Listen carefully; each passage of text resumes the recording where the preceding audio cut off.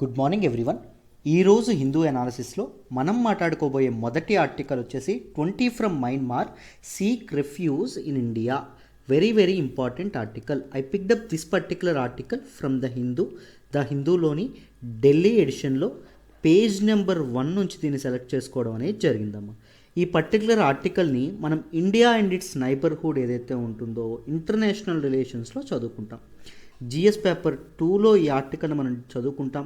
నేను డీటెయిల్డ్గా ఎక్స్ప్లెయిన్ చేస్తాను ఏం జరిగింది ఏంటి అని. జాగ్రత్తగా వినండి, మీకు క్లియర్గా అర్థమైపోతుంది. మన హిందూ అనాలిసిస్లోని ఫస్ట్ ఆర్టికల్ డిస్కస్ చేసే ముందు let me make a small announcement అమ్మ. మన ఎల్టీఎక్స్ క్లాసెస్ వాళ్ళు యూపీఎస్సీ ఆఫ్లైన్ క్లాసెస్ ఏవైతే ఉంటాయో ఇవి స్టార్ట్ చేయడం అనేది జరిగింది. ఎక్కడ అంటే ఎంవిపి కాలనీ వైజాగ్లో స్టార్ట్ చేయడం అనేది జరిగిందమ్మ. సో ఇన్ హౌస్ ఫ్యాకల్టీ అనేది ఇక్కడ ఉండడం అనేది జరుగుతుంది. ఎక్కడి నుంచో వచ్చి చెప్పేసి వెళ్ళిపోవడం అనేది ఉండదు. మనం మీకే అందుబాటులో, ఎప్పుడు అందుబాటులో, 24 గంటలు అందుబాటులో ఉంటాం. మీకు ఎప్పుడు ఏ డౌట్ వచ్చినా మేము పక్కనే ఉండి గైడ్ చేయడం అనేది జరుగుతుంది. లైఫ్ టైం వ్యాలిడిటీతో మీకు అందిస్తున్నటువంటి course.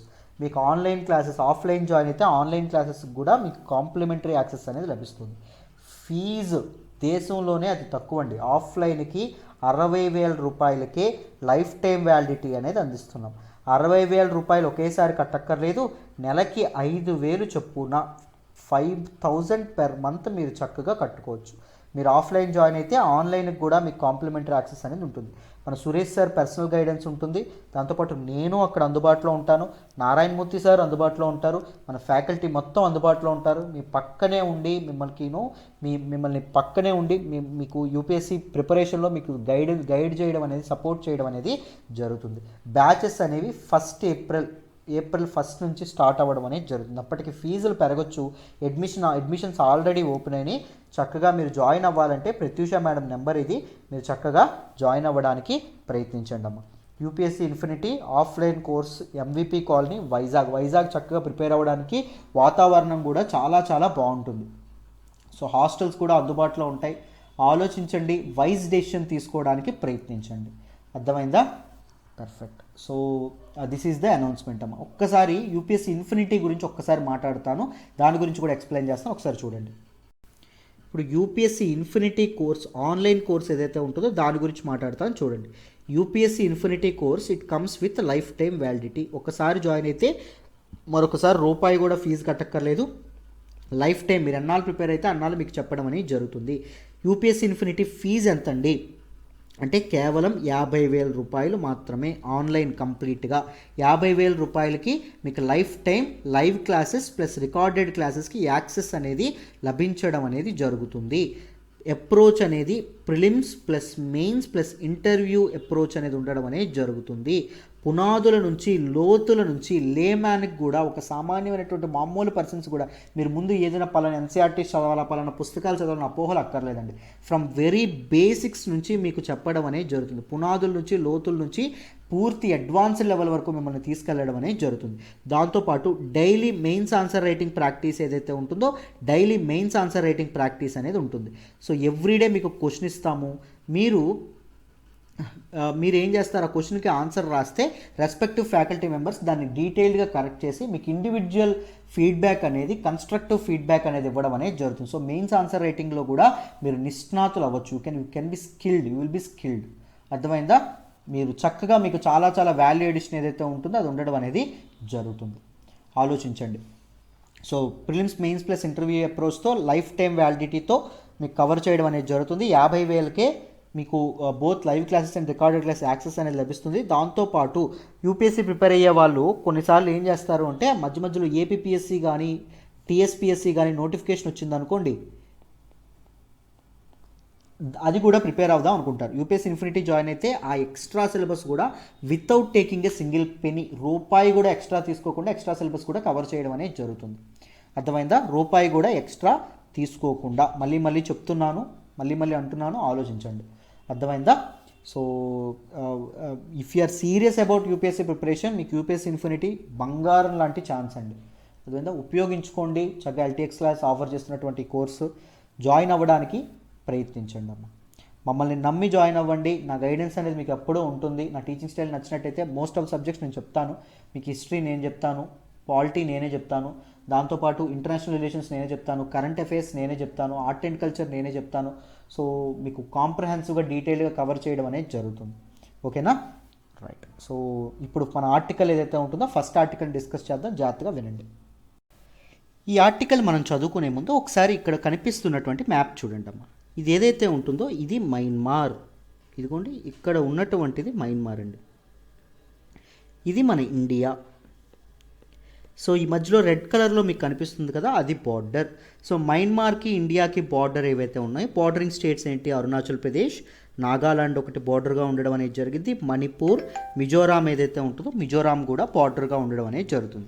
And these borders are mostly porous borders అంటే ఏంటి అంటే ఈజీగా ఎంటర్ అయిపోయేటటువంటి బార్డర్స్. ఈజీగా మనం మయన్మార్ నుంచి ఇండియాలోకి, ఇండియా నుంచి మయన్మార్లోకి ఈజీగా ఎంటర్ అయిపోవచ్చు అండి, ఈజీగా ఇది అవ్వచ్చు.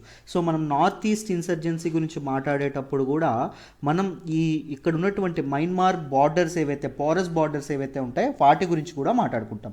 ఎందుకు అంటే they play very important role. So insurgents ఎవరైతే ఉంటారో, ఈ రెబల్ గ్రూప్స్ ఏవైతే ఉంటాయో ఇక్కడ రెబలింగ్ యాక్టివిటీస్ అనేవి చేసి, ముఖ్యంగా నాగాలాండ్లో ఎన్ఎస్సిఎన్ వాళ్ళు ఎవరైతే ఉంటారో, Nationalist socialist council of Nagaland ఏదైతే ఉంటుందో ఆ పీపుల్ అందరూ ఇక్కడ బాంబులు అటాక్లు అనేవి చేసి మళ్ళీ ఎక్కడికి వెళ్ళిపోతారు, మయన్మార్లోకి వెళ్ళిపోతారు. మయన్మార్లో తలదాచుకుంటారు. మన ఇండియన్ పోలీసులు మయన్మార్లో వాళ్ళని పట్టుకోవడం కుదురుతుందా అంటే కుదరదు. మళ్ళీ ఎప్పుడైనా కావాల్సినప్పుడు మళ్ళీ నాగాలాండ్లోకి వస్తారు, చక్కగా వాళ్ళ పనులు చేసుకుంటారు, చక్కగా ఇదవుతారు.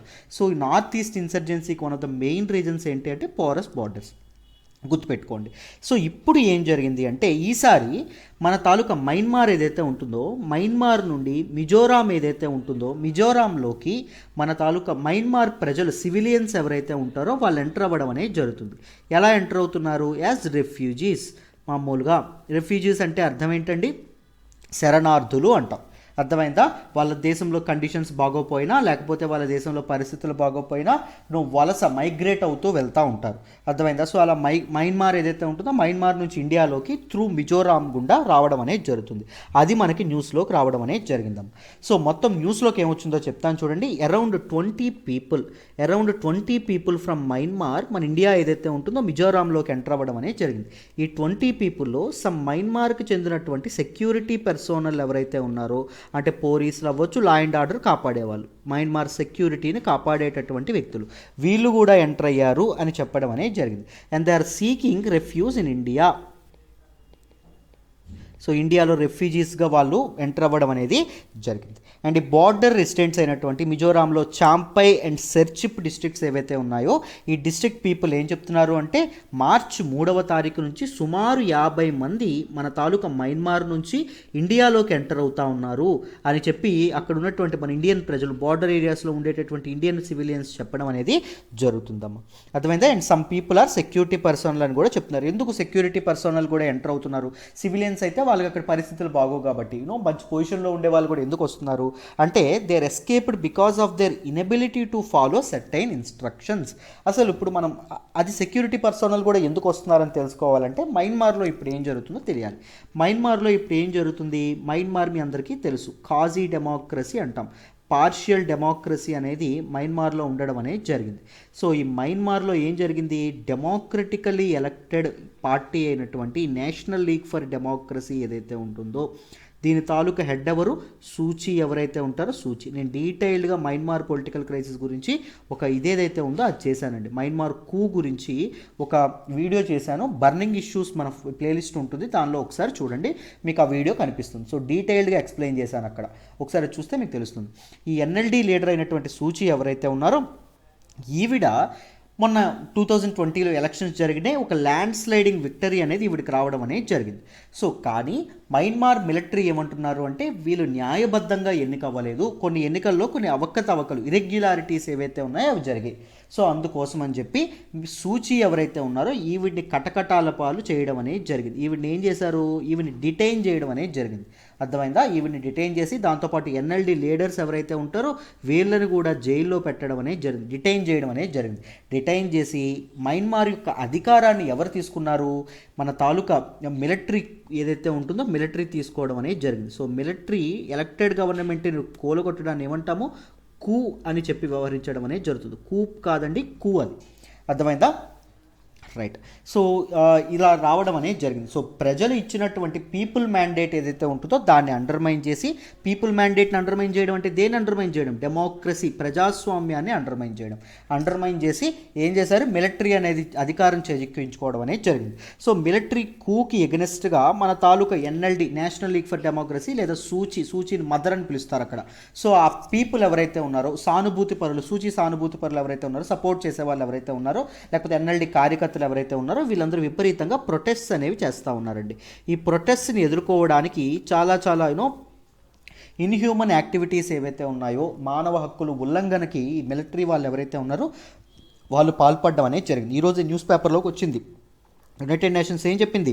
యునైటెడ్ నేషన్స్ వాళ్ళు ఒక కన్సర్న్ అనేది వ్యక్తం చేయడం అనేది జరిగింది. మయన్మార్లో హ్యూమన్ రైట్స్కి ఏమవుతుంది, ఉల్లంఘన ఏదైతే ఉంటుందో అది జరగడం అనేది జరుగుతుంది. ఎందుకంటే మానవ హక్కులు ఉల్లంఘన అనేది జరుగుతుంది. చాలామంది ప్రొటెస్ట్ చేసే వాళ్ళు ఎవరైతే ఉంటారో ఇన్ ఏ సివిలైజ్డ్ సొసైటీ, ముఖ్యంగా డెమోక్రసీ, ప్రజాస్వామ్యం ప్రజల చేతుల్లో పెట్టేటటువంటిది ఏంటి? నిన్నే మనం మాట్లాడుకున్నాం, రైట్ టు డిసెంట్, వ్యతిరేకత తెలిపేటటువంటి భావాన్ని ఏదైతే ఉంటుందో అది కూడా డెమోక్రసీ మనకిస్తుంది. దాంతోపాటు రైట్ టు పీస్ఫుల్ ప్రొటెస్ట్, శాంతియుతంగా నిరసన తెలిపేటటువంటి హక్కును కూడా మనకి డెమోక్రసీ ఇస్తుంది. These two are corner stones of democracy. చెప్పుకున్నామా లేదా? These two are very pivotal for democracy, very key factors అనమాట డెమోక్రసీ నిలబడాలంటే. కానీ ఏం జరుగుతుంది మన మయన్మార్లో? రైట్ ప్రొటెస్ట్ చేసే వాళ్ళ మీద కూడా అటాక్స్ అనేవి జరగడం అనేది జరుగుతుంది. దాని అటాక్స్ ఏవైతే ఉన్నాయో వీటి నుంచి తప్పించుకోవడానికి మయన్మార్ పీపుల్ ఎవరైతే ఉన్నారో త్రూ దీస్ పోరస్ బార్డర్స్ వాళ్ళు ఇండియాలోకి ఎంటర్ అవ్వడం అనేది జరుగుతుందమ్మా. ఇండియాలోకి అడుగు పెట్టడం అనేది జరుగుతుంది. అర్థమైందా? అది మనకు న్యూస్లోకి రావడం అనేది జరిగింది. మయన్మార్ పొలిటికల్ క్రైసిస్ నేను ఒక టూకీగా చెప్పాను మీకు. ఏమాత్రం ఇంకా డీటెయిల్డ్గా ఇన్డెప్త్ కావాలి అంటే మన తాలూకా ఛానల్లో బర్నింగ్ ఇష్యూస్ ఏదైతే ఉంటుందో, బర్నింగ్ ఇష్యూస్ ప్లేలిస్ట్లో మనకి నేను ఈ మయన్మార్ కూ గురించి డీటెయిల్డ్గా ఎక్స్ప్లెయిన్ చేశాను. ఒకసారి ఆ వీడియో చూస్తే ఇంకా డీటెయిల్డ్గా మీకు అర్థం అవ్వడం అనేది జరుగుతుంది. అర్థమైందా? So this is all about this article అండి. ఈ ఆర్టికల్ మీ అందరికీ అర్థమైందని అనుకుంటున్నాను. Let us move to the next article అమ్మా. మనం మాట్లాడుకోబోయే నెక్స్ట్ ఆర్టికల్ వచ్చేసి Bangladesh border killings due to crime. మన ఎక్స్టర్నల్ అఫైర్స్ మినిస్టర్ జైశంకర్ గారు చెప్పడం అనేది జరిగింది. దీన్ని కూడా మనం దిస్ పర్టికులర్ ఆర్టికల్ని నేను ఎక్కడి నుంచి సెలెక్ట్ చేసుకున్నానంటే ద హిందూలోని ఢిల్లీ ఎడిషన్ ఏదైతే ఉంటుందో ఢిల్లీ ఎడిషన్లో పేజ్ నెంబర్ 1 నుంచి నేను సెలెక్ట్ చేసుకోవడం అనేది జరిగింది. సో ఈ ఆర్టికల్ని కూడా మనం India and its neighbourhood GS paper 2లో ఇంటర్నేషనల్ రిలేషన్స్లో చదువుకుంటాం. మీరు జాగ్రత్తగా వింటే ఈ ఆర్టికల్ కూడా క్లియర్గా డీటెయిల్డ్గా ఎక్స్ప్లెయిన్ చేస్తాను, జాగ్రత్తగా వినండి. సో మన ఎక్స్టర్నల్ అఫైర్స్ మినిస్టర్ ఎవరైతే ఉన్నారో జైశంకర్ ఎవరైతే ఉన్నారో ఈయన ఏం చెప్పారు అంటే ఇతని ప్రకారం ఏంటి అంటే ముఖ్యంగా మనకి రీసెంట్గా ఏం జరుగుతుంది, ఇండియా అండ్ బంగ్లాదేశ్ బార్డర్ ఏదైతే ఉంటుందో ఇండియా అండ్ బంగ్లాదేశ్ బార్డర్లో కిల్లింగ్స్ ఏవైతే ఉన్నాయో అవి పెరగడం అనేది జరుగుతుంది. ఏంటి పెరుగుతున్నాయి? సో కిల్లింగ్స్ ఏవైతే ఉన్నాయో, హత్యలు ఏవైతే ఉన్నాయో అవి చాలా ఎక్కువగా పెరగడం అనేది జరుగుతుందండి along India Bangladesh border. India Bangla border అమ్మా, ఓకేనా? చూడండి. సో దీనికి మెయిన్ కారణం ఏంటి అంటే క్రిమినల్ యాక్టివిటీస్ అని చెప్పి మన ఎక్స్టర్నల్ అఫైర్స్ మినిస్టర్ ఎవరైతే ఉన్నారో ఈయన చెప్పడం అనేది జరిగింది. Because of these criminal activities ఏవైతే ఉన్నాయో ఈ క్రిమినల్ యాక్టివిటీస్ వల్ల ఈ కిల్లింగ్స్ అనేవి పెరగాల్సి వస్తుందని చెప్పి ఆయన చెప్పడం అనేది జరిగింది. సో సెవరల్ బంగ్లాదేశీ నేషనల్స్ ఎవరైతే ఉన్నారో వీళ్ళందరూ ఇండియాలో చనిపోతున్నారండి.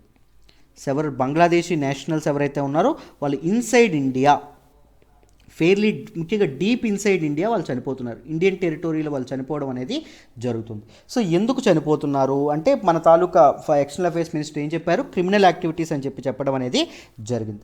సో ముఖ్యంగా ఇది ఎందుకు ఈయన చెప్పడం అనేది జరిగింది అంటే రీసెంట్గా 2020లో these incidents Bangladesh nationals and killings ఏవైతే ఉన్నాయో అవి చాలా ఎక్కువగా పెరగడం అనేది జరుగుతుంది. దీనికి కారణం క్రిమినల్ యాక్టివిటీస్ అని చెప్పి మన జైశంకర్ ఎవరైతే ఉన్నారో ఎక్స్టర్నల్ అఫైర్స్ మినిస్టర్ చెప్పడం అనేది జరిగిందండి. సో చూడండి అసలు నిజంగా ఎందుకు కిల్లింగ్స్ జరుగుతున్నాయో చెప్తాను చూడండి. మీకు ఏం లేదమ్మా, ఏం జరుగుతుంది అంటే పీపుల్ ఎవరైతే ఉన్నారో ముఖ్యంగా బంగ్లాదేశ్ పీపుల్ ఎవరైతే ఉన్నారో వీళ్ళందరూ ఇల్లీగల్గా ఇండియాలోకి ఎంటర్ అవ్వడం అనేది జరుగుతుంది. వీళ్ళందరూ ఇల్లీగల్గా ఇండియాలోకి ఎంటర్ అవ్వడం అనేది జరుగుతుందండి. Illegally cross into India from Bangladesh, cross border firing అవ్వడం వల్ల దాంతోపాటు వీళ్ళు క్యాటిల్ స్మగ్లింగ్ ఏదైతే ఉంటుందో క్యాటిల్ స్మగ్లింగ్ చేస్తారు. మన తాలూకా పీపుల్ ఎవరైతే ఉంటారో, ఇండియన్ పీపుల్ ఎవరైతే ఉంటారో వాళ్ళు పెంచుకునేటటువంటి క్యాటిల్ ఏదైతే ఉంటుందో దాన్ని ఇండియాలోకి వచ్చి దొంగలాడుతూ వెళ్ళిపోవడం అనేది జరుగుతుంది. దొంగలాడి అక్కడ తీసుకెళ్ళిపోవడం అనేది జరుగుతుంది. చెప్పాను నేను ఆల్రెడీ. ఎందుకు అంటే these borders are very very porous borders అండి. అర్థమైందా? ముఖ్యంగా north eastern borders porous borders. ఎందుకు porous borders sir? Because of the terrain. ముఖ్యంగా హిల్లీ ఏరియాస్ అవ్వడం వల్ల కరెక్ట్ స్పెసిఫిక్ బార్డర్స్ అనేవి ఒక ఫెన్స్ లాంటిది కానీ లేకపోతే ఒక బార్డర్ లాంటిది కానీ పెట్టడం అనేది కష్టం. సో దీస్ పీపుల్ ఏం చేస్తారు, లోపలికి వచ్చి క్యాటిల్ స్మగ్లింగ్ చేయడం కానీ ఇల్లీగల్గా ఎంటర్ అవ్వడం కానీ చేస్తారు. సో ఇల్లీగల్ బార్డర్స్ ఏవైతే ఉంటాయో దీనివల్ల మన తాలూకా బిఎస్ఎఫ్ ఏదైతే ఉంటుందో బార్డర్ సెక్యూరిటీ ఫోర్స్ పర్సోనల్ ఎవరైతే ఉంటారో వీళ్ళు కాల్ చేస్తారండి. ఎందుకంటే వీళ్ళకి special shoot and sight orders ఏవైతే ఉంటాయో అవి ఉండడం అనేది జరిగింది. సో దిస్ ప్రొవిజన్ వల్ల under this shoot on sight policy ఏదైతే ఉంటుందో ఈ షూట్ ఆన్ సైట్ పాలసీ వల్ల ఏం జరుగుతుంది, వెంటనే కనిపించగానే కాల్ చేయడం అనేది జరుగుతుంది. So under this policy the BSF can shoot any person on sight with or without cause, reason చూపించకుండానే షూట్ చేయొచ్చు. దానివల్ల చాలామంది అమాయకమైనటువంటి సివిలియన్స్ అండ్ ప్రజలు ఎవరైతే ఉంటారో వీళ్ళు చనిపోవడం అనేది జరుగుతుంది. ముఖ్యంగా క్యాటిల్ ట్రేడర్స్ కానీ ఫార్మర్స్ కానీ వీళ్ళందరూ చాలా దీనిగా చనిపోవడం అనేది జరుగుతుంది. అర్థమైందా? సో దాంతోపాటు హ్యూమన్ రైట్స్ కౌన్సిల్స్ చాలా ఏం చెప్పాయంటే వరల్డ్స్ లార్జెస్ట్ డెమోక్రసీ అయినటువంటి ఇండియాకి జస్ట్ బికాజ్ బార్డర్ క్రాస్ అవుతున్నారని చెప్పి shoot on site orders pass చేయడం చాలా తప్పు. ఇండియా అనేది కాస్త దీనిగా ఉండాల్సి ఉంది అని చెప్పి అనడం అనేది జరుగుతుంది. ఈవెన్ మన తాలూకా ఇండియా బంగ్లాదేశ్ బైలేటరల్ ఎజెండా ఏదైతే ఉంటుందో బైలేటరల్ ఎజెండాలో కూడా ఇది ఒక ఇంపార్టెంట్ ఇష్యూ అండి. Just because they are entering border ఏరియాస్లో ఉండేటువంటి పీపుల్ మన ఇండియాలోకి ఎంటర్ అయినంత మాత్రాన వాళ్ళని చంపేయడం అనేది జరుగుతుంది. గత 10 సంవత్సరాల్లో సుమారు 1000 మందిని చంపేశారంటండి. దీనిలో ఈ 1000 మందిలో మోస్ట్లీ బంగ్లాదేశీ నేషనల్స్ ఎవరైతే ఉంటారో ఈ బంగ్లాదేశీ నేషనల్స్ ఎక్కువ మంది ఉంటున్నారు అని చెప్పి మనకి చెప్పడం అనేది జరిగిందమ్మా.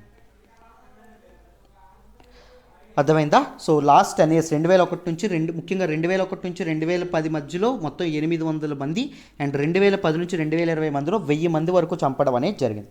సో అందువల్ల ఈ బార్డర్ కిల్లింగ్స్ అనేవి అవుతున్నాయని చెప్పారండి. రైట్. దాంతోపాటు మన తాలూకు ఎక్స్టర్నల్ అఫైర్స్ మినిస్టర్ ఇదైన తర్వాత March 26న మన మోడీ గారు ఎవరైతే ఉంటారో మోడీ గారు మన తాలూకా బంగ్లాదేశ్ ఏదైతే ఉంటుందో బంగ్లాదేశ్ని సందర్శించున్నారండి. అదేవిధంగా విజిట్ చేయనున్నారు. దీనిలో భాగంగా ఒక ఎజెండా డిస్కస్ చేస్తారని చెప్పడం అనేది జరిగింది.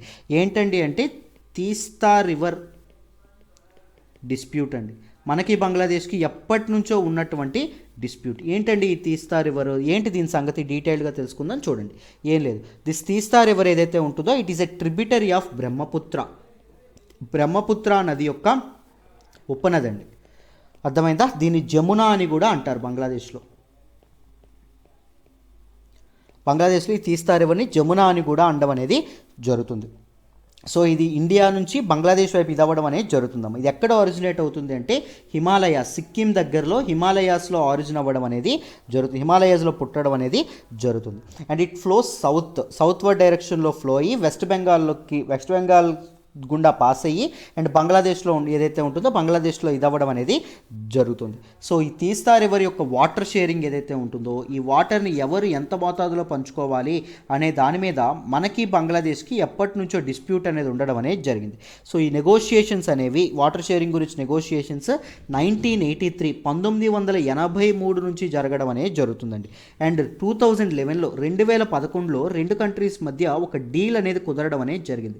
ఈ డీల్ ప్రకారం ఏం చేశారు అంటే చూడండి, ఈ డీల్ ప్రకారం ఏం చేశారు అంటే ఇండియా అనేది 42.5% ఆఫ్ తీస్తా వాటర్స్ని ఇండియా అనేది ఉంచుకోవాలి. అండ్ దాంతోపాటు బంగ్లాదేశ్ ఏదైతే ఉంటుందో బంగ్లాదేశ్ మొత్తం ఎంతండి అంటే 37.5% వాటర్స్ ఏవైతే ఉంటాయో ఇవి బంగ్లాదేశ్ ఉంచుకోవాలి అని చెప్పడం అనేది జరిగింది. బట్ బంగ్లాదేశ్ ఈ డీల్ ఏదైతే ఉంటుందో దీన్ని అపోజ్ చేయడం అనేది జరిగింది. బంగ్లాదేశ్ ఈక్వల్గా కావాలి, 50-50 కావాలి అని అనడం అనేది జరుగుతుంది. దానికి ఇండియా అనేది ఒప్పుకోవట్లేదండి. ఎందుకంటే సిక్కిం మన దగ్గర ఆరిజినేట్ అవుతుంది, ఎక్కువ ఫ్లో కూడా మన దీని గురించి అవుతుంది కదా.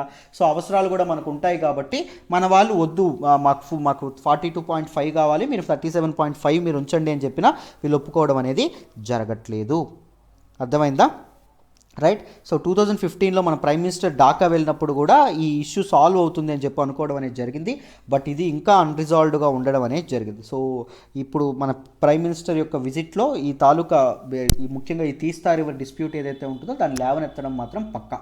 సో ఇప్పుడైనా ఇది రిజాల్వ్ అవుతుందో లేదో చూడాలమ్మా. అర్థమైందా? So these are all about Bangladesh border killings and దాంతోపాటు తీస్తా రివర్ డిస్ప్యూట్. దాంతోపాటు బంగ్లాదేశ్ మనం వ్యాక్సిన్స్ ఏవైతే ఇచ్చామో బంగ్లాదేశ్కి మనం కోవిషీల్డ్ వ్యాక్సిన్ ఏదైతే ఉంటుందో కోవిషీల్డ్ వ్యాక్సిన్ ఇవ్వడం అనేది జరిగింది. దాంతోపాటు సీరం ఇన్స్టిట్యూట్ ఆఫ్ ఇండియా నుంచి బంగ్లాదేశ్ ఏం చేసింది, ఈ కోవిషీల్డ్ వ్యాక్సిన్ ఏదైతే ఉంటుందో దాన్ని కొనుక్కోవడం కూడా జరిగింది. సో ఈ వ్యాక్సిన్ డిప్లొమసీ ఇండియా అనేది తన యాక్ట్ ఈస్ట్ పాలసీలో భాగంగా ముఖ్యంగా తన తాలూకా నైబర్స్ ఎవరైతే ఉన్నారో చుట్టుపక్కల ఉన్నటువంటి నైబర్హుడ్ ఏదైతే ఉంటుందో వాళ్ళని దగ్గర చేసుకోవడానికి ఈ వ్యాక్సిన్ డిప్లొమసీ ఇది చేసింది. మనం మాల్దీవ్స్కి పంపించాము, దాంతోపాటు మనం భూటాన్కి పంపించాం, నేపాల్కి పంపించాం, దాంతోపాటు మనం ఎవరికి పంపించాం, మన తాలూకా బంగ్లాదేశ్ ఏదైతే ఉంటుందో బంగ్లాదేశ్కి కూడా మనం పంపించడం అనేది జరిగింది. అవునా? రైట్. ఈ వ్యాక్సిన్ డిప్లొమసీ కూడా ఇదే అయింది. సో బంగ్లాదేశ్ కూడా మన ఇండియాకి చాలా థ్యాంక్ఫుల్గా ఉండడం అనేది జరిగింది. And so every one is happy thanks to India అని కూడా బంగ్లాదేశ్ ఎక్స్టర్నల్ అఫైర్స్ మినిస్టర్ ఎవరైతే ఉంటారో ఆయన చెప్పడం అనేది జరిగింది. అర్థమైందా?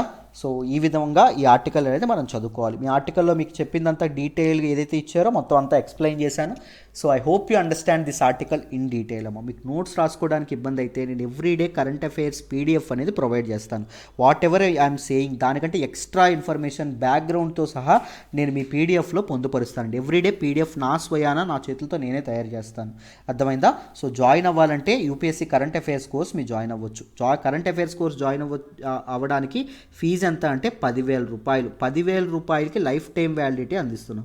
కరెంట్ అఫైర్స్ మీకు లైఫ్ టైం వ్యాలిడిటీతో చెప్పడం అనేది జరుగుతుంది.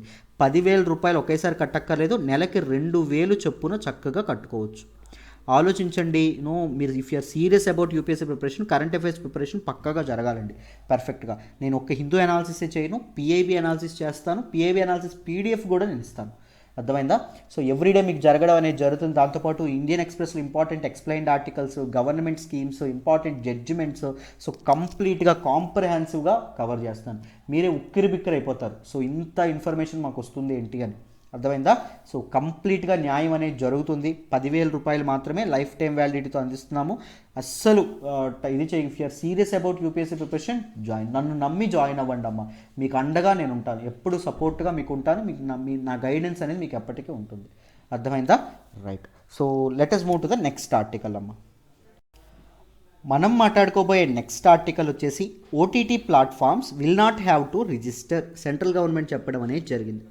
సో ఈ పర్టికులర్ ఆర్టికల్ ఏదైతే ఉంటుందో I picked up this particular article from the హిందూలోని ఢిల్లీ ఎడిషన్లో పేజ్ నెంబర్ 1 నుంచి నేను సెలెక్ట్ చేసుకోవడం అనేది జరిగింది. ఈ ఆర్టికల్ ఏదైతే ఉంటుందో this article is very important regarding GS paper 2 అండి. గవర్నమెంట్ పాలసీస్ అండ్ ఇంటర్వెన్షన్స్లో మనం డీటెయిల్గా చదువుకుంటాం. సో డీటెయిల్గా ఎక్స్ప్లెయిన్ చేసే ప్రయత్నం చేస్తాను. జాగ్రత్తగా వినండమ్మా, మీకు ఈజీగా అర్థమవుతుంది. సో రీసెంట్గా ఏం జరిగింది మీ అందరికీ తెలుసు. మన తాలూకా OTT platforms, over the top platforms like Netflix కానీ, లేకపోతే అమెజాన్ కానీ, లేకపోతే హాట్స్టార్ కానీ, లేకపోతే ఆహా కానీ, ఇలాంటివి ఏవైతే ఉంటాయో, మన తెలుగులో ఆహా ఉంది కదా, రైట్. సో ఇలాంటివి ఏవైతే ఉన్నాయో వీటన్నింటినీ under the preview of ministry of information and broadcasting కిందకి తీసుకురావడం అనేది జరిగింది.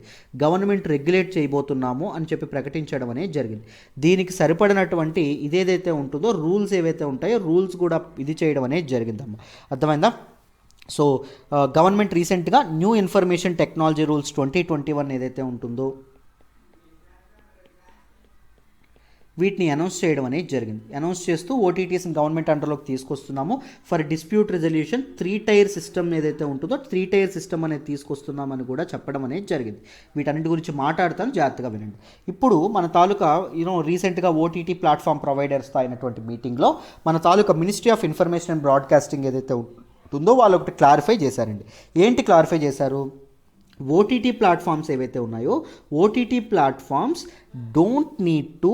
There is no need to register with the గవర్నమెంట్తో వీరు రిజిస్టర్ చేసుకోనక్కర్లేదు. There will be no hassle, ఎటువంటిది అక్కర్లేదు. దాంతోపాటు no government nominee will be present in the self regulatory body. ఓటీటీస్కి ఒక సెల్ఫ్ రెగ్యులేటరీ బాడీ ఏర్పాటు చేసుకోవాలని చెప్పారు కదా. ఈ సెల్ఫ్ రెగ్యులేటరీ బాడీలో మనకి ఓటీటీ గవర్నమెంట్ ఏదైతే ఉంటుందో గవర్నమెంట్ నుంచి ఎటువంటి నామినీస్ ఉండరు అని చెప్పి గవర్నమెంట్ తేల్చి చెప్పడం అనేది జరిగింది. గవర్నమెంట్ క్లారిఫై చేయడం అనేది జరిగిందమ్మా. చూడండి అసలు ఏం చేశారో చెప్తాను. ముఖ్యంగా ఈ సెల్ఫ్ రెగ్యులేటరీ బాడీ ఇదంతా ఏంటో చెప్తాను. చూడండి, సింపుల్. గవర్నమెంట్ రీసెంట్గా ఇన్ఫర్మేషన్ టెక్నాలజీ రూల్స్ 2021 ఏవైతే ఉంటాయో ఇవి తీసుకురావడం అనేది జరిగింది. దీనిలో భాగంగా ఏం చేశారు, 3 టైర్ గ్రీవెన్స్ రిడ్రెసల్ మెకానిజం ఏదైతే ఉంటుందో అది ప్రవేశపెట్టారండి. ఏం ప్రవేశపెట్టారు, 3 టైర్ గ్రీవెన్స్. నేను మొన్న ఆల్రెడీ చెప్పాను హిందూ అనాలిసిస్లో, మళ్ళీ మీకు ఒకసారి రివిజన్ అవుతుందని చెప్తున్నాను, జాగ్రత్తగా వినండి. రిడ్రెసల్ మెకానిజం ఏదైతే ఉంటుందో దీంతో ముందుకు రావడం అనేది జరిగింది.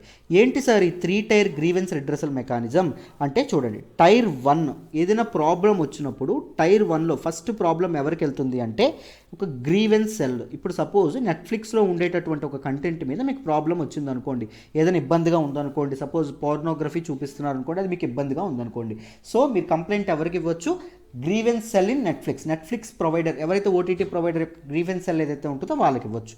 వాళ్ళు with in very short time with in 15 days 15 రోజుల్లో కల్లా మన తాలూకా కంప్లైంట్ ఏదైతే ఉంటుందో దాన్ని అడ్రస్ చేయాలి. ఒకవేళ అడ్రస్ చేయకపోతే we will complaint to tier 2 system. అదేంటి అంటే మన తాలూకా సెల్ఫ్ రెగ్యులేటరీ బాడీ, ఓటీటీస్ అన్నీ కలిపి ఒక సెల్ఫ్ రెగ్యులేటరీ బాడీ ఏదైతే ఉంటుందో దాన్ని ఏర్పరచుకుంటాయి. సో ఈ సెల్ఫ్ రెగ్యులేటరీ బాడీకి మనం కంప్లైంట్ ఇవ్వచ్చు. ఈ సెల్ఫ్ రెగ్యులేటరీ బాడీలో ఎవరు ఉంటారు, దీనికి సెన్సార్షిప్ పవర్స్ ఉంటాయి. దాంతోపాటు it is headed by judge of supreme court కానీ హైకోర్టు కానీ eminent personality from media broadcasting నుంచి కానీ మెంబర్స్ ఉంటారు. ఈ సెల్ఫ్ రెగ్యులేటరీ బాడీ ఏదైతే ఉంటుందో సెల్ఫ్ రెగ్యులేటరీ బాడీ కంప్లైంట్ ఇవ్వచ్చు. ఈ సెల్ఫ్ రెగ్యులేటరీ బాడీ కూడా యాక్షన్ తీసుకోకపోతే టైర్ 3లో ఎవరుంటారు అంటే ఒక ఇంటర్ మినిస్టీరియల్ కమిటీ ఏదైతే ఉంటుందో ఒక ఇంటర్ మినిస్టీరియల్ కమిటీ అనేది ఉండడం అనేది జరుగుతుంది. And it will perform the respective function. So అది తర్వాత ఒకవేళ ఏది అవ్వకపోతే అది టేక్ కేర్, అది ఇది చేయడం అనేది జరుగుతుంది. సెల్ఫ్ రెగ్యులేటరీ బాడీకి ఎటువంటి పవర్స్ ఉంటాయో ఈ ఇంటర్ మినిస్ట్రియల్ కమిటీకి కూడా అవే పవర్స్ ఉండడం అనేది జరుగుతాయండి. సో చూడండి, ఈ సెల్ఫ్ రెగ్యులేటరీ, ఇప్పుడు గవర్నమెంట్ ఏం చెప్పింది, ఈ సెల్ఫ్ రెగ్యులేటరీ బాడీలో గవర్నమెంట్ యొక్క నామినీ ఎవరైతే ఉంటారో నామినీ ఎవరు ఉండరు.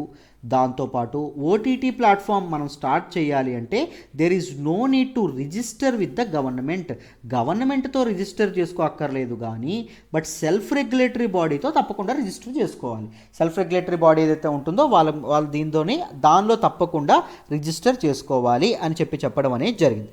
అర్థమైందా? దాంతోపాటు గవర్నమెంట్ ఏం చేసింది అంటే, గవర్నమెంట్ ఇంకొకటి ఏం చెప్పింది అంటే the rules focus on self classification of content instead of censorship. So content అనేది విడుదల అయ్యే ముందు we no need to censor. మేమేం సెన్సార్ చేయం, అసలు సెన్సార్ చేస్తామని భయపడకండి. But we just want self classification. మీకు మీరే ఆ కంటెంట్ దేనికి చెందుతుంది అని క్లాసిఫై చేసి చూపించండి. అర్థమైందా? అంటే అర్థం కాలేదు కదా, సింపుల్గా చెప్తాను చూడండి. ఓటీటీ ప్లాట్ఫామ్స్ ఏవైతే ఉన్నాయో వాళ్ళ కంటెంట్, వాళ్ళు ఇప్పుడు ఒక సినిమా రిలీజ్ అవుతుంది అనుకోండి ఓటీటీలో, వాళ్ళు కానీ లేకపోతే వెబ్ సిరీస్ రిలీజ్ అవుతుందని వాళ్ళు కానీ ఏం చేయాలి, కంటెంట్ని సెల్ఫ్ క్లాసిఫై చేయాలి ఇంటూ 5 ఏజ్ బేస్డ్ కేటగిరీస్. ఎలా క్లాసిఫై చేయాలి? 5 ఏజ్ బేస్డ్ కేటగిరీస్ అమ్మ. ఏంటండి ఆ age based categories? First you category, that is universal, ఎవరైనా చూడొచ్చు. U/A 7+, 7 ఏళ్ల పైబడి ఉన్నటువంటి వ్యక్తులు ఎవరైతే ఉంటారో వాళ్ళు చూడొచ్చు. దాంతోపాటు U/A 13+, 13 ఏళ్ల వ్యక్తులు ఎవరైతే 13 ఏళ్ల పైబడిన వ్యక్తులు ఎవరైతే ఉంటారో వాళ్ళు చూడొచ్చు. U/A 16+, 16 ఏళ్ల పైబడి ఉన్నటువంటి వ్యక్తులు ఎవరైతే ఉంటారో వాళ్ళు చూడొచ్చు. అండ్ ఎడల్ట్ కంటెంట్ ఏదైతే ఉంటుందో ఎడల్ట్ కంటెంట్ కంప్లీట్లీ 21 years పైన ఎవరైతే ఉంటారో వాళ్ళు మాత్రమే చూడొచ్చు. ఇలా మీరేం చేస్తారు, సెల్ఫ్ క్లాసిఫికేషన్ అనేది చేసుకోండి. While hosting the content host చేసే ముందు you have to show that classification so that people ఎవరైతే ఉంటారో మన తాలూకా పిల్లలు ఎవరైతే మామూలుగా పేరెంట్స్ ఎవరైతే ఉంటారో పిల్లలు చూడకుండా కానీ జాగ్రత్త పడడం అనేది జరుగుతుంది. And platforms would be required to implement parental locks for content classified as U/A 13+. So ఇక్కడ నుంచి 13+, 16+ అడల్ట్ కంటెంట్ ఏదైతే ఉంటుందో దీనికి పేరెంటల్ లాక్స్ ఏవైతే ఉంటాయో వాటిని కూడా ఏర్పాటు చేయండి. అంటే పేరెంట్ వచ్చి లాక్ తీస్తే తప్ప ఇదేదైతే ఉంటుందో దాన్ని చూడడం అవ్వదు. అర్థమైందా?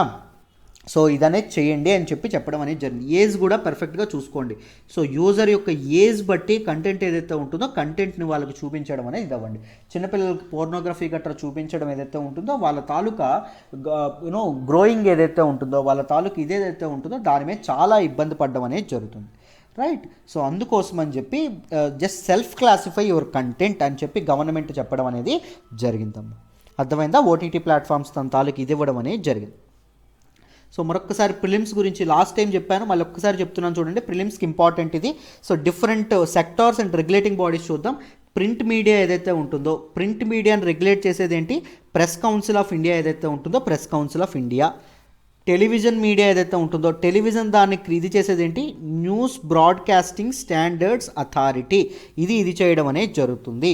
This will be setup by ఎవరండి సెటప్ చేస్తారు? న్యూస్ బ్రాడ్కాస్టింగ్ అసోసియేషన్ ఏదైతే ఉంటుందో అసోసియేషన్ సెటప్ చేయడం అనేది జరుగుతుంది. ఫిలిమ్స్ మీరు చూసుకుంటే సిబిఎఫ్సి అంటే ఏంటి? Central board of film certification ఏదైతే ఉంటుందో వాళ్ళు చూసుకోవడం అనేది జరుగుతుంది. అడ్వర్టైజ్మెంట్స్ చూసుకుంటే ఎవరండి regulating body? Advertising standards council of India. This is a self regulatory body. ఇవి రెగ్యులేట్ చేయడం అనేది జరుగుతుంది. అర్థమైందా? మన తాలూకా ఇంకా మన ఓటీటీ ప్లాట్ఫామ్స్ యొక్క సెల్ఫ్ రెగ్యులేటరీ బాడీ ఇంకా తెలియదు. వాళ్ళు ఏర్పాటు చేసుకొని వాళ్ళకి సెల్ఫ్ రెగ్యులేటరీ బాడీతో ముందుకు రావడం అనేది జరుగుతుంది. వెరీ సూన్ వస్తారు according to the new IT rules 2021. అర్థమైందా? So these are the facts that you should remember regarding this article. మరొక్కసారి చెప్తున్నాను, మీకు నోట్స్ రాసుకోవడానికి ఇబ్బందిగా ఉన్నా, ఇంకా ఎక్స్ట్రా మీకు చాలా కావాలన్నా, నా గైడెన్స్ మీకు కావాలన్నా, you can join UPSC current affairs course. UPSC current affairs course మీరు చక్కగా జాయిన్, లేకపోతే యూపీఎస్సీ ఇన్ఫినిటీ కూడా మీరు చక్కగా జాయిన్ అవ్వచ్చు. యూపీఎస్సీ ఇన్ఫినిటీ జాయిన్ అయ్యి ఇట్ కమ్స్ విత్ ఎవ్రీథింగ్ అండి. ఇన్ఫినిటీలో అన్నీ వచ్చేస్తాయి. GS papers, prelims, mains plus interview approach అనేది ఉంటుంది. అడ్మిషన్స్ ఆల్రెడీ ఓపెన్ అయినాయి. మన తాలూకు ఏప్రిల్ 1 నుంచి మనకి కొత్త బ్యాచ్ అనేది స్టార్ట్ అవుతుంది. న్యూ బ్యాచెస్ అనేవి స్టార్ట్ అవుతాయి. చక్కగా మన అమ్మ భాషలో, తెలుగు భాషలో మీకు అర్థమైనంత కాలం మీరు ఎన్నిసార్లు చెప్పంటే అన్నిసార్లు ఫ్యాకల్టీ చెప్తారు. అర్థమైందా? అందులో సందేహమే లేదు.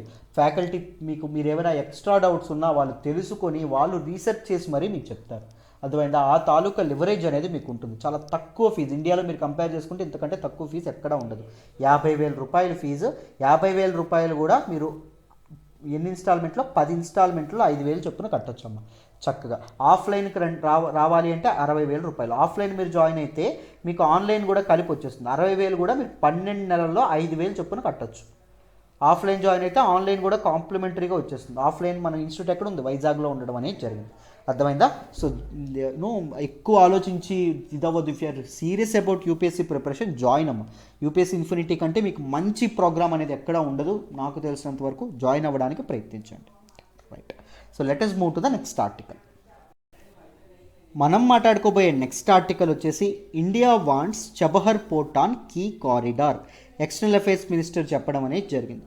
సో ఈ ఆర్టికల్ ఏదైతే ఉంటుందో I picked up this particular article from the హిందూలోని ఢిల్లీ ఎడిషన్ ఏదైతే ఉంటుందో ఢిల్లీ ఎడిషన్లో పేజ్ నెంబర్ 10 ఏదైతే ఉంటుందో 10 నుంచి సెలెక్ట్ చేసుకోవడం అనేది జరిగింది. ఈ ఆర్టికల్ని మనం జిఎస్ పేపర్ 2లో ఇంటర్నేషనల్ రిలేషన్స్ ఏవైతే ఉన్నాయో ఇంటర్నేషనల్ రిలేషన్స్లో చదువుకుంటాం. జాగ్రత్తగా వింటే మీకు క్లియర్గా ఎక్స్ప్లెయిన్ చేస్తాం. జాగ్రత్తగా వినండి అమ్మా. సో ఈ ఆర్టికల్లో ఏం చెప్పారు? ఇండియా అనేది చబహర్ పోర్ట్ ఏదైతే ఉంటుందో, చబహర్ పోర్ట్ ఎక్కడుంది? ఇరాన్లో ఉండడం అనేది జరిగింది. సో ఈ చబహర్ పోర్ట్ ఏదైతే ఉంటుందో ఈ చబహర్ పోర్ట్ని international north south transport corridor ఏదైతే ఉంటుందో దీనిలోకి ఇంక్లూడ్ చేయాలని చెప్పి అనుకోవడం అనేది జరుగుతుందండి. సో దీనిలోకి ఈ చబహర్ పోర్ట్ ఏదైతే ఉంటుందో దీన్ని పార్ట్గా చేయాలని చెప్పి అనుకోవడం అనేది జరుగుతుంది. అర్థమైందా? ది ఐఎన్ఎస్టీసీ ఎక్కడి నుంచి ఎక్కడి వరకు? ఇండియా నుంచి రష్యా వరకు ఉండడం అనేది జరుగుతుంది దిస్ కారిడార్. సో చైనా యొక్క 1 బెల్ట్ 1 రోడ్ ఇనిషియేటివ్ ఏదైతే ఉంటుందో అర్థమైందా, దానికి ఒక కౌంటర్ దీన్ని మన వాళ్ళు తీసుకురావడం, ఇండియా రష్యా వీళ్ళన్నీ కలిపి తీసుకురావడం అనేది జరిగింది. బోత్ ఫౌండింగ్ మెంబర్స్ ఎవరు అంటే ఇండియా, రష్యా అండ్ ఇరాన్ అండి. ఈ 3 కలిపి దీన్ని ఆలోచించడం అనేది జరిగింది, దీన్ని ముందుకు తీసుకురావడం అనేది జరిగింది. అర్థమైందా? అండ్ ఇండియా అనేది ఐఎన్ఎస్టీసీ ఏదైతే ఉంటుందో international north south transport corridor ఏదైతే ఉంటుందో దీని మెంబర్షిప్ ప్రజెంట్ ఉన్నటువంటి మెంబర్స్ 13 మెంబర్స్ ఉన్నారు. సో ఈ 13 మెంబర్స్తో పాటు ఎవరిని ఇంక్లూడ్ చేయాలనుకుంటుందంటే ఆఫ్ఘనిస్తాన్ని, దాంతోపాటు ఉజ్బెకిస్తాన్ ఏదైతే ఉంటుందో ఉజ్బెకిస్తాన్ని, ఈ రెండింటిని కూడా దానిలోకి ఇంక్లూడ్ చేయాలని చెప్పి ఇండియా అనేది ఆలోచించడం అనేది జరుగుతుందండి. అర్థమైందా? సో ఒకసారి మన తాలూకా ఇదేదైతే ఉంటుందో దీని గురించి డీటెయిల్డ్గా ఐఎన్ఎస్టీసీ ఏదైతే ఉంటుందో దీని గురించి డీటెయిల్గా తెలుసుకుందాం. దాంతోపాటు చబహర్ పోర్ట్ యొక్క లొకేషన్ కూడా చూద్దాం, జాగ్రత్తగా వినండి. సో ఫస్ట్ ఐఎన్ఎస్టీసీ గురించి చెప్తాను చూడండి. ఐఎన్ఎస్టీసీ అంటే ఏంటి? International north south transport corridor. It is ship plus rail plus road route అండి. అర్థమైందా? ఎక్కడి నుంచి ఎక్కడి వరకు అంటే ఇండియా నుంచి రష్యా వరకు, మధ్యలో చాలా చాలా ఇవి ఉండడం అనేది జరుగుతుంది. అంటే మీకు ఇరాన్ ఒకటి టచ్ అవుతుంది, యూరప్ ఏదైతే ఉంటుందో యూరప్ టచ్ అవుతుంది, దాంతోపాటు సెంట్రల్ ఏషియా ఏదైతే ఉంటుందో సెంట్రల్ ఏషియా ప్రాంతం కూడా టచ్ అవ్వడం అనేది జరుగుతుంది. వీటన్నిటిని కలుపుతూ ఈ కారిడార్ ఏదైతే ఉంటుందో ఈ కారిడార్ రన్ అవ్వడం అనేది జరుగుతుందండి. అర్థమైందా? సో ఈ ప్రాజెక్ట్ అనేది ఇనిషియేట్ చేసింది ఎవరు అంటే రష్యా, ఇండియా అండ్ ఇరాన్. ఎవరండి ఇనిషియేట్ చేశారు? రష్యా, ఇండియా అండ్ ఇరాన్ ఏవైతే ఉన్నాయో ఇరాన్ ఇనిషియేట్ చేయడం అనేది జరిగింది. ఎప్పుడు అంటే సెప్టెంబర్ 2000 దీన్ని ఈ ఆలోచన కాన్సెప్ట్ ఏదైతే ఉంటుందో ఈ కాన్సెప్ట్తో ముందుకు రావడం అనేది జరిగింది. సో దిస్ అగ్రిమెంట్ ఏదైతే ఉంటుందో it was signed on 16th May 2002. So దీని తాలూకు అగ్రిమెంట్ ఎప్పుడంటే సైన్ అయింది? 2002లో సైన్ అవ్వడం అనేది జరిగిందమ్మ. సో ఇండియాస్ ఎక్స్టెండెడ్ నైబర్హుడ్ గురించి మనం మాట్లాడుకునేటప్పుడు చూడండి, ఇండియా అనేది ఎప్పటి నుంచో మనం చూస్తే India always want to connect with our external neighbourhood. మన ఎక్స్టర్నల్ నైబర్హుడ్ ముఖ్యంగా ఏమున్నాయి? ఎక్స్టర్నల్ నైబర్హుడ్ అంటే మన తాలూకా ఇరాన్ ఏదైతే ఉంటుందో, సెంట్రల్ ఏషియా ఏదైతే ఉంటుందో, యూరప్ ఏదైతే ఉంటుందో, దాంతోపాటు రష్యా ఏవైతే ఉన్నాయో ఇవన్నీ ఎక్స్టర్నల్ నైబర్హుడ్ కింద వస్తాయి. మన నైబర్హుడ్ తర్వాత లేయర్లో ఉండేటటువంటి కంట్రీస్. సో దానికోసం ఇండియా అనేది ఏం చేస్తుంది మీ అందరికీ తెలుసు. యాక్ట్ ఈస్ట్ పాలసీ ఏదైతే ఉంటుందో look east policy act east పాలసీగా మార్చింది. దాంతోపాటు లింక్ వెస్ట్ పాలసీ ఏదైతే ఉంటుందో లింక్ వెస్ట్ పాలసీతో కూడా మన ఇండియా అనేది ముందుకు రావడం అనేది జరిగిందండి. అర్థమైందా? సో మన ముఖ్యంగా సెంట్రల్ ఏషియా ఏదైతే ఉంటుందో సెంట్రల్ ఏషియాతో కనెక్షన్ కోసం ఇండియా అనేది చాలా చాలా ఇది చేస్తుంది. సో అందుకోసం మన ఇండియా సెంట్రల్ ఏషియా పాలసీ ఏదైతే ఉంటుందో దీన్ని కూడా తీసుకురావడం అనేది జరిగింది. ఎప్పుడండి తీసుకొచ్చింది సెంట్రల్ ఏషియా పాలసీని? 2012లో ఇండియా అనేది తీసుకురావడం అనేది జరిగిందండి. 2012లో సెంట్రల్ ఏషియా పాలసీతో ఇండియా అనేది ముందుకు రావడం అనేది జరిగింది. దాంతోపాటు ఈవెన్ షాంఘై కోఆపరేషన్ ఆర్గనైజేషన్ ఏదైతే ఉంటుందో దానిలో కూడా ఇండియా అనేది ఫుల్ మెంబర్షిప్ తీసుకున్న తర్వాత మన ఎక్స్టెండెడ్ నైబర్హుడ్ ఏదైతే ఉంటుందో వాళ్ళతో ఒక మంచి సంబంధ బాంధవ్యాలు కూడా పెరగడం అనేది జరిగింది. షాంఘై కోఆపరేషన్ ఆర్గనైజేషన్ మెంబర్స్ ఎంతమందో నాకు కామెంట్ బాక్స్లో మీరు తెలియజేయండి. ఎంతవరకు కరెక్ట్ చెప్తారో నేను చూస్తాను. అర్థమైందా? So India and central Asia relations ఏవైతే ఉన్నాయో అవి స్ట్రాంగ్గా ఉండాలి అంటే ఉండడానికి ఒక ఇంపార్టెంట్ కీ రోల్ ప్లే చేసేటటువంటి కారిడార్ ఏంటి అంటే ఈ international north south transport corridor అండి. ఐఎన్ఎస్టీసీ ఏదైతే ఉంటుందో ఐఎన్ఎస్టీసీ ఇంపార్టెంట్ రోల్ ప్లే చేయడం అనేది జరుగుతుంది. సో ఇంతకీ ఐఎన్ఎస్టీసీ అంటే ఏంటి? It is a multi modal connectivity project. It is a connectivity project. So A connectivity? Ship, rail and road connectivity project అండి. అర్థమైందా? సో ఇండియా నుంచి గూడ్స్ ముఖ్యంగా ఈ సెంట్రల్ ఏషియా, యూరప్ అండ్ రష్యాకి వెళ్ళడానికి, Russia, Europe and central Asia ప్రాంతాల నుంచి వస్తువులు ఏవైతే ఉంటాయో అవి ఇండియాకి రావడానికి ఇది చాలా చాలా ఉపయోగపడడం అనేది జరుగుతుంది. And it will enhance the accessibility ఏదైతే ఉంటుందో యాక్సెసిబిలిటీ పెంచడానికి చాలా చాలా ఇదవ్వడం అనేది జరుగుతుంది. దేనికి యాక్సెసిబిలిటీ అమ్మా అంటే సెంట్రల్ ఏషియన్ కంట్రీస్. ముఖ్యంగా ఈ సెంట్రల్ ఏషియన్ కంట్రీస్ ఏవైతే ఉన్నాయో these are landlocked countries అండి. అంటే సముద్రానికి ఇది లేకుండా ఈ కంట్రీస్ చుట్టూ ఉండేటటువంటిది ల్యాండే ఉంటుంది. సో మనకి సముద్రం అనుకోండి మనం చక్కగా షిప్ వేసుకొని వెళ్ళిపోవచ్చు. బట్ ఈ ల్యాండ్ లాక్డ్ కంట్రీస్కి వెళ్ళాలంటే మనకి పర్మిషన్ అనేది ఈ బార్డరింగ్ కంట్రీస్ యొక్క పర్మిషన్ కూడా కావాలి.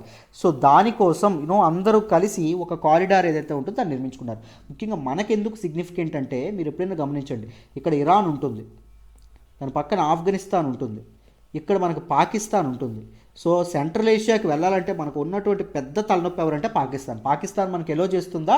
ఎలో చేయదు. మన ఇండియా అడుగుతుంది పాకిస్తాన్ ప్లీజ్ ఎలో మీ అని, బట్ పాకిస్తాన్ ఎలో చేయదు. అప్పుడు ఇండియా అనేది ఏం చేసింది? మనకి తాలూకా ముంబై నుంచి ఇక్కడ ఇరాన్ యొక్క పోర్ట్స్ ఏవైతే ఉంటాయో పోర్ట్స్కి వెళ్ళి ఆ పోర్ట్ నుంచి, అందుకే చబహర్ పోర్ట్ కూడా అంత ఇంపార్టెంట్, అక్కడ నుంచి ఇరాన్కి రోడ్ ట్రాన్స్పోర్ట్ ద్వారా వెళ్ళి అక్కడ నుంచి అజర్బైజాన్ అండ్ అర్మేనియా గుండా మన తాలూకా యూరప్ అండ్ దాంతోపాటు రష్యా ఏదైతే ఉంటుందో రష్యాకు కూడా రావడం అనేది జరుగుతుంది. అర్థమైందా? సో ఒక స్ట్రాటజికల్గా ఒక ఎకనామీ గురించి కూడా మార్కెట్ యాక్సెస్ కూడా ఇది చాలా చాలా ఉండడం అనేది జరుగుతుందండి. అర్థమైందా? Right. And it is not a new concept అండి, ఇది కొత్త కాన్సెప్ట్ కాదు. You know from many centuries, ancient times నుంచి యూరప్ని అండ్ ఇండియాని కలుపుతూ చాలా చాలా ట్రేడ్ రూట్స్ ఉండడం అనేది జరిగింది. నేను అందరికీ చెప్పాను, నేను ఆల్రెడీ హిస్టరీ క్లాస్ చెప్పేటప్పుడు నేను ఆల్రెడీ చెప్పానమ్మా. ముఖ్యంగా టర్కీలో ఉండేటటువంటి ఈ కాన్స్టంటినోపుల్ ఏదైతే ఉంటుందో, ఈ కాన్స్టంటినోపుల్ అనేది ఒక ఇంపార్టెంట్ ట్రేడ్ సెంటర్ అండి బిట్వీన్ యూరప్ అండ్ మన తాలూకా ఇదేదైతే ఉంటుందో అది, ఐ మీన్ ఇండియా ఏదైతే ఉంటుందో ఇండియా. సో ఒట్టమన్ రూలర్స్ ఎవరైతే ఉంటారో ఈ కాన్స్టంటినోపుల్ని ఆక్రమించుకున్న తర్వాత యూరోపియన్స్ ఏం చేశారు, సీ రూట్ అనేది మన ఇండియాకు కనుక్కోవడం అనేది జరిగింది. ఈ సీ రూట్ కనుక్కోవడం తర్వాత, వాస్కోడిగామా సీ రూట్ కనుక్కున్న తర్వాత పోర్చుగీస్ వాళ్ళు వచ్చారు, తర్వాత ఎవరు వచ్చారమ్మా, డచ్ వాళ్ళు వచ్చారు, తర్వాత ఇంగ్లీష్ వాళ్ళు వచ్చారు, తర్వాత డానిష్ వాళ్ళు వచ్చారు, తర్వాత ఫ్రెంచ్ వాళ్ళు రావడం అనేది జరిగింది. అవునా? రైట్. సో ఇలాంటి కారిడార్స్ యొక్క కాన్సెప్ట్ ఏదైతే ఉంటుందో అది కొత్త కాన్సెప్ట్ కాదు, that is age old concept అండి. That is very very old concept and it is initiated by this particular international north south transport corridor project ఏదైతే ఉంటుందో ఇట్ ఈస్ ఇనిషియేటెడ్ బై ఎన్ని countries, Russia, India and Iran ఏవైతే ఉన్నాయో Iran initiate చేయడం అనేది జరిగిందండి. ఎప్పుడు? సెప్టెంబర్ 2000లో ఇనిషియేట్ చేయడం అనేది జరిగింది. అర్థమైందా? సో దిస్ ట్రాన్స్పోర్టేషన్ రూట్ ఏదైతే ఉంటుందో ఇది ఇండియన్ ఓషన్ రీజియన్ ఏదైతే ఉంటుందో ఇండియన్ ఓషన్ రీజియన్ని చూడండి వేటిని కలుపుతుందో చెప్తాను. దాంతోపాటు పెర్షియన్ గల్ఫ్ ఏదైతే ఉంటుందో పెర్షియన్ గల్ఫ్ చుట్టూ ఉండేటటువంటి కంట్రీస్ ఎన్ని ఉంటాయి, పెర్షియన్ గల్ఫ్కి ఆనుకుని ఉన్నటువంటి కంట్రీస్ ఎన్ని, అవేంటో నాకు కామెంట్ బాక్స్లో తెలియజేయండి. Very very important. And Caspian sea ఏదైతే ఉంటుందో కాస్పియన్ సీ, ఈ మూడింటిని కలపడం అనేది జరుగుతుంది. నార్థన్ యూరప్ ఏదైతే ఉంటుందో నార్థన్ యూరప్ వరకు ఈ కారిడార్ ఏదైతే ఉంటుందో ఇది ఎక్స్టెండ్ అవ్వడం అనేది జరుగుతుందమ్మ. అర్థమైందా? రైట్. ఇప్పుడు కరెంట్ మెంబర్స్ మొత్తం ఎంతమంది ఉన్నారంటే 13 మంది ఉన్నారు. ఎవరెవరండి అంటే ఫస్ట్ ఇండియా, ఇరాన్, రష్యా ఏదైతే ఉంటుందో రష్యా, ఈ మూడు కామన్. దాంతోపాటు Azerbaijan, Kazakhstan, Armenia, Belarus, Tajikistan, Kyrgyzstan, Oman, Syria, Turkey, Ukraine and observer మెంబర్గా బల్గేరియా ఏదైతే ఉంటుందో బల్గేరియా ఉండడం అనేది జరిగింది. మొత్తం 13 మెంబర్స్ ఉండడం అనేది జరిగింది. అండ్ తుర్కమెనిస్తాన్ ఏదైతే ఉంటుందో ఇది ఫార్మల్ మెంబర్ కానప్పటికీ it is very interested in this project. So PM Modi చెప్పారు తుర్కమెనిస్తాన్ వస్తే కనెక్టివిటీ ఇంకాస్త బాగుంటుంది అని. And what is the southern hub ఏంటి అంటే గుర్తుపెట్టుకోండి ముంబై అమ్మ. ఇండియా నుంచి సదరన్ పార్ట్లో ఇండియా నుంచి ముంబై అనేది ఉండడం అనేది జరుగుతుంది. అండ్ దిస్ రూట్ ఏదైతే ఉంటుందో ఈ రూట్ ఎక్స్టెండ్స్ టు బందార్ అబ్బాస్, ఇరాన్లో ఉండేటటువంటి పోర్ట్ బందార్ అబ్బాస్ పోర్ట్కి ఎక్స్టెండ్ అవుతుంది. సో ఈ బందార్ అబ్బాస్ పోర్టుతో పాటు మన తాలూకా ఇరాన్లో ఉండేటటువంటి చబహర్ పోర్ట్ ఏదైతే ఉంటుందో ఈ చబహర్ పోర్టును కూడా మన వాళ్ళు దేనిలోకి తీసుకొద్దాం అనుకుంటున్నారు, ఈ international north south transport corridor ఏదైతే ఉంటుందో దీనిలోకి తీసుకురావాలని చెప్పి అనుకోవడం అనేది జరుగుతుందండి. అర్థమైందా? This is all about north south transportation corridor. I hope అందరికీ అర్థమైందనే అనుకుంటున్నాను. ఇప్పుడు ఒక్కసారి చబహర్ పోర్ట్ ఎక్కడుందని లొకేషన్ ఏంటో చూద్దాం మీకు ఈజీగా. ఒకసారి చూడండి, వెరీ వెరీ ఇంపార్టెంట్. చూడండి అమ్మ, ఇక్కడ మ్యాప్ చూడండి, ఇందులో మీకు చబహర్ పోర్ట్ కనిపిస్తుందని అనుకుంటున్నాను. ఇదిగోండి ఇక్కడ ఏదైతే ఉందో మనకి సెంట్రల్ ఏషియాకి యాక్సెస్ పాకిస్తాన్ ఇవ్వదండి.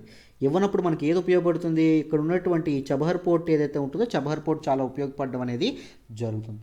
అర్థమైందా? మనకు ఆఫ్ఘనిస్తాన్కి మార్కెట్, ఆఫ్ఘనిస్తాన్లో ఇన్వెస్ట్మెంట్స్ పెంచుకోవడానికి కూడా ఈ కారిడార్ ఏదైతే ఉంటుందో ఇది మనకు చాలా చాలా ఉపయోగపడడం అనేది జరుగుతుందమ్మ. మీకు అందరికీ ఈ తాలూకా నార్త్ సౌత్ ట్రాన్స్పోర్టేషన్ కారిడార్ అంటే ఏంటి, చబహర్ పోర్ట్ ఎక్కడుంది, దాని తాలూకా ఇంపార్టెన్స్ ఏంటి, ఇవన్నీ మీకు అర్థమయ్యాయనే అనుకుంటున్నాను. I hope you understand this article in detail అమ్మ. Let us move to the next article. మనం మాట్లాడుకోబోయే నెక్స్ట్ ఆర్టికల్ వచ్చేసి Yemen's Houthis claim missile strike on oil plant. Very very very important article అండి. ఈ పర్టికులర్ ఆర్టికల్ ఏదైతే ఉంటుందో దీన్ని నేను ద హిందూలోని ఢిల్లీ ఎడిషన్ ఏదైతే ఉంటుందో ఢిల్లీ ఎడిషన్లో పేజ్ నెంబర్ 13 నుంచి నేను సెలెక్ట్ చేసుకోవడం అనేది జరిగింది. Yemen crisis is very very important అమ్మ, చాలా చాలా చాలా ఇంపార్టెంట్. అర్థమైందా? యమన్ వార్ అనేది చాలాసార్లు ఈ మధ్య న్యూస్లోకి వస్తుంది. ముఖ్యంగా అమెరికా అనేది ఏం చేసింది, మన తాలూకా సౌదీ అరేబియాకి యమన్ వార్ విషయంలో సపోర్ట్ చేయనని చెప్పింది బైడెన్ గవర్నమెంట్. సో అందుకే యమన్ గురించి కూడా మీకు చాలా చాలా ఇది రావడం అనేది జరిగింది. ముఖ్యంగా యమన్లో ఇంపార్టెంట్ ప్లేసెస్ ఏవైతే ఉన్నాయో అవి కూడా జాగ్రత్తగా చూసుకోండి. ఇంపార్టెంట్ రెబల్ గ్రూప్స్ ఎవరు, ఇవన్నీ జాగ్రత్తగా ఒకసారి రివిజన్ చేసుకోండి. బికాస్ మీరు ఎప్పుడైనా ఒకటి గుర్తుపెట్టుకోండి, కరెంట్ అఫైర్స్లో ఏవైతే వస్తాయో ఈ కరెంట్ అఫైర్స్లో వచ్చేటటువంటి వాటి మీదే స్టాటిక్ అనేది వస్తుంది. ఇప్పుడు సపోజ్ పుదుచ్చేరి ఉంది. పుదుచ్చేరి క్రైసిస్ గురించి నేను ఎక్స్ప్లెయిన్ వీడియో చేశాను ఒకటి. పుదుచ్చేరిలో ఏం జరుగుతుంది, పుదుచ్చేరిలో పొలిటికల్ క్రైసిస్ ఏంటి అని. సో మీరు పుదుచ్చేరి ఏంటి, union territory with a legislative assembly. So మీకు క్వశ్చన్ ఎలా రావచ్చు, పుదుచ్చేరికి లెజిస్లేటివ్ అసెంబ్లీ ఉందా లేదా అనే క్వశ్చన్ రావడం అనేది జరుగుతుంది.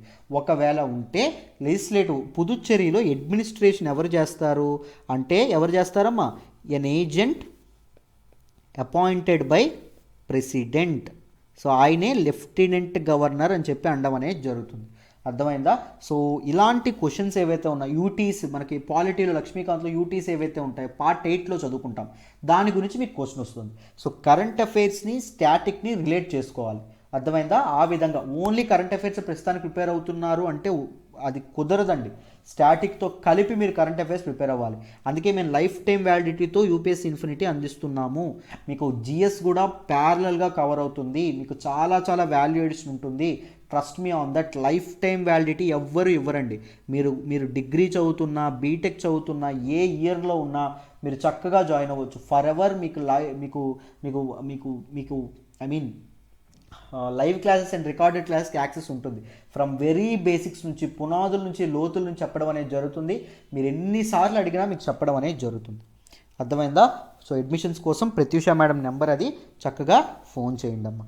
సో ఈ ఆర్టికల్ మీకు అర్థం కావాలంటే యమన్ క్రైసిస్ ఏదైతే ఉంటుందో అది డీటెయిల్డ్గా అర్థం కావాలి.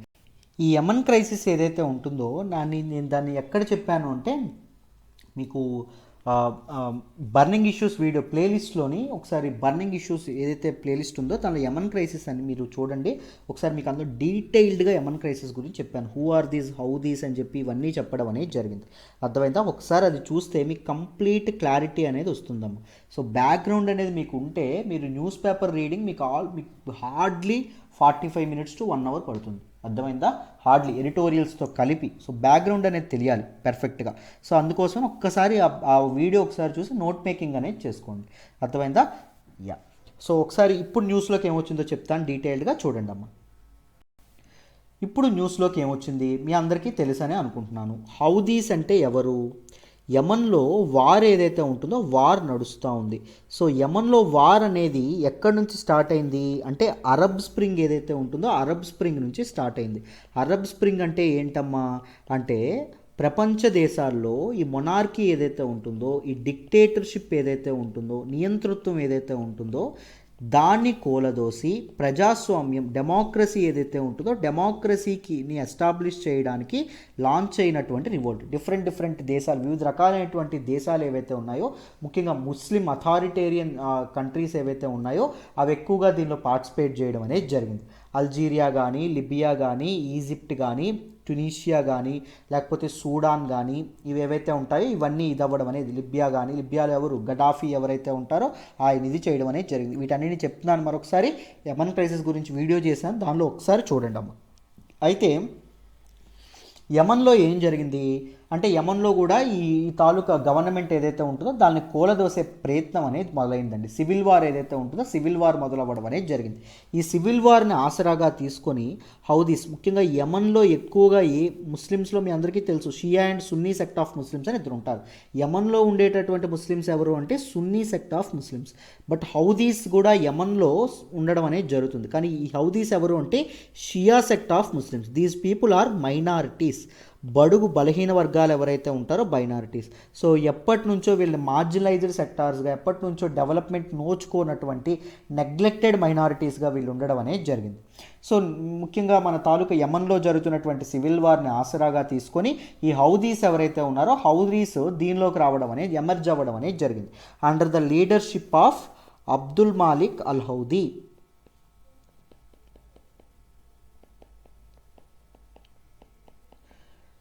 సో ఈ హౌదీస్ ఎవరైతే ఉన్నారో వీళ్ళు యమన్లో ఉండేటటువంటి గవర్నమెంట్ని కూలదోయడానికి ప్రయత్నిస్తున్నారు, వీళ్ళు పవర్లోకి రావడానికి ప్రయత్నిస్తున్నారు.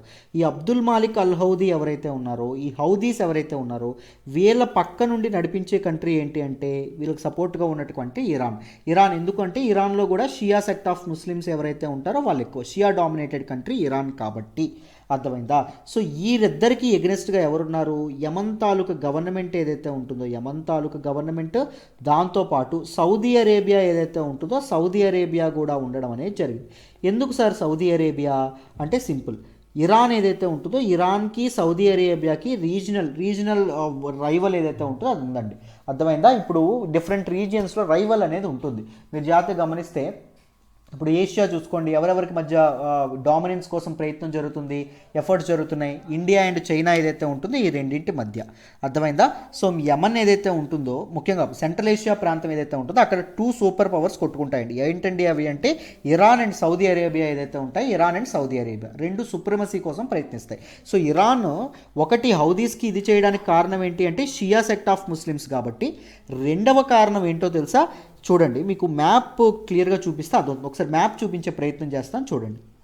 ఇదిగోండి ఇక్కడ కనిపిస్తున్నటువంటి మ్యాప్ చూడండి. ఇక్కడ ఉన్నటువంటిది ఇరాన్ ఏదైతే ఉంటుందో ఇరాన్, ఇదండి మనం మాట్లాడుకునేటటువంటి యమన్లో ఉండేటటువంటి గవర్నమెంట్కి సపోర్ట్ చేస్తుంది ఎవరు? Saudi Arabia. చూడండి ఎందుకు ఏం జరుగుతుందో చెప్తాను. యమన్లో 3 రెబల్ గ్రూప్స్ ఉంటాయండి. ఒకటి ఏంటి అంటే యమన్ యొక్క గవర్నమెంట్ ఏదైతే ఉంటుందో గవర్నమెంట్. రెండవది ఏంటి అంటే మన తాలూకా హౌదీస్ ఎవరైతే ఉంటారో హౌదీస్. మూడవది ఎవరు అంటే ఈస్టర్న్ పార్ట్ అల్ ఖైదా ఏదైతే ఉంటుందో అల్ ఖైదా. అర్థమైందా? ఈ 3 ఉంటాయి. సో ముఖ్యంగా ఎక్కువగా ఈ కాన్ఫ్లిక్ట్ ఎవరికి అంటే గవర్నమెంట్కి, హౌదీస్ ఎవరైతే ఉంటారో హౌదీస్కి. సో హౌదీస్ని సపోర్ట్ చేస్తుంది ఎవరు అంటే ఇరాన్ అండి. ఇరాన్ సపోర్ట్ చేయడం అనేది జరుగుతుంది. ఎందుకు ఇరాన్ సపోర్ట్ చేయడం అనేది జరుగుతుంది అంటే సౌదీ అరేబియా ఏదైతే ఉంటుందో సౌదీ అరేబియా, ముఖ్యంగా ఇరాన్కి ఇరాక్లో కూడా ఫ్రెండ్స్ ఉన్నారండి, అండ్ జోర్డాన్లో కొంతమంది ఫ్రెండ్స్ ఉంటారు, సిరియాన్లో కొంతమంది ఇరాన్ సపోర్టెడ్ గ్రూప్స్ ఉన్నాయి. So northern part almost Iran డామినెన్స్లో ఉంది. బట్ సదరన్ పార్ట్ ఏదైతే ఉంటుందో సదరన్ పార్ట్ కూడా డామినెంట్ వచ్చింది అనుకోండి, సౌదీ అరేబియా ఆ రీజనల్ రైవల్ అయినటువంటి సౌదీ అరేబియా ఏదైతే ఉంటుందో సౌదీ అరేబియాని లాక్ చేసేయచ్చు పైనుంచి కింద నుంచి. అర్థమైందా? అందుకోసం ఇరాన్ ప్రయత్నించడం అనేది జరుగుతుంది. ఇరాన్కి ఆ ఛాన్స్ సౌదీ అరేబియా ఇస్తుందా అంటే ఇవ్వదు. సో అప్పుడు సౌదీ అరేబియా ఏం చేస్తుంది? సో మన తాలూకా ఇరాన్ ఎవరికి సపోర్ట్ చేస్తుంది? హౌదీస్కి సపోర్ట్ చేస్తుంటే ఈ హౌదీస్ యొక్క శత్రు ఎవరు? యమన్లో గవర్నమెంట్కి సౌదీ అరేబియా సపోర్ట్ చేయడం అనేది జరుగుతుంది. సో ఈ హౌదీస్ ఏం చేశారు అంటే ఈ సౌదీ అరేబియా ఏదైతే ఉంటుందో ఈ సౌదీ అరేబియాలో క్రాస్ బార్డర్ అటాక్స్ అనేవి కూడా స్టార్ట్ చేశారు. ఈ సౌదీ అరేబియా యొక్క ఆయిల్ ప్లాంట్స్ ఏవైతే ఉంటాయో ఆయిల్ ప్లాంట్స్ని కూడా వీళ్ళు అటాక్ చేయడం అనేది మొదలుపెట్టారండి. దానిలో భాగంగా రీసెంట్గా ఒక సౌదీ అరేబియా యొక్క ఆయిల్ ప్లాంట్ ఏదైతే ఉంటుందో దాని మీద అటాక్ జరిగింది. ఆ అటాక్ మేమే చేశామని చెప్పి ఈ హౌదీస్ ఎవరైతే ఉంటారో వాళ్ళు తమకు తాము ప్రకటించుకోవడం అనేది జరిగింది. అందుకు ఇది న్యూస్లోకి రావడం అనేది జరిగింది. అర్థమైందా? సో మళ్ళీ చెప్తున్నాను, మీకు ఇంకా డీటెయిల్గా కావాలంటే యమన్ క్రైసిస్ ఎవ్వరికి చిన్నపిల్లాడికి కూడా అర్థమయ్యేలా చెప్పాను అందులో. సో కంప్లీట్గా మ్యాప్స్ చూపించి డీటెయిల్డ్గా చెప్పాను. ఒకసారి చూడండి. ఒక్కసారి చూస్తే మీకు గుర్తుండిపోతుంది, ఇంకోసారి చదవక్కర్లేదు. అర్థమైందా? కొత్తది నేర్చుకున్నట్టు కూడా ఉంటుంది. మీకు తెలియకపోతే అది ఒక్క వీడియో చూడండి. అర్థమైందా? I'm urging you. Right, I hope ఈ ఆర్టికల్ ఏదైతే ఉంటుందో ఈ ఆర్టికల్ కూడా మీకు డీటెయిల్డ్గా అర్థమైందనే అనుకుంటున్నాను. Let us move to the next article అమ్మ. మనం మాట్లాడుకోబోయే నెక్స్ట్ ఆర్టికల్ వచ్చేసి Indian institute of science in top 100 list in natural sciences category. This particular article ఏదైతే ఉంటుందో నేను ద హిందూలోని ఢిల్లీ ఎడిషన్ ఏదైతే ఉంటుందో ఢిల్లీ ఎడిషన్లో పేజ్ నెంబర్ 1 నుంచి సెలెక్ట్ చేసుకోవడం అనేది జరిగింది. ఈ పర్టికులర్ ఆర్టికల్ని మనం జిఎస్ పేపర్ 2లో చదువుకుంటామమ్మా. జాగ్రత్తగా వింటే క్లియర్గా ఎక్స్ప్లెయిన్ చేస్తాను, జాగ్రత్తగా వినండి. ఈ ఆర్టికల్లో ఏం చెప్పారు అంటే the Indian institute of science ఏదైతే ఉంటుందో వీళ్ళు టాప్ 100 లిస్టులోకి రావడం అనేది జరిగింది. అసలు ఏంటి సార్ ఈ టాప్ 100 అంటే చూడండి అమ్మ. ముఖ్యంగా ఏం జరిగింది అంటే క్యూఎస్ వరల్డ్ యూనివర్సిటీ ర్యాంకింగ్స్ ఏవైతే ఉన్నాయో సబ్జెక్ట్ వైజ్ ర్యాంకింగ్స్,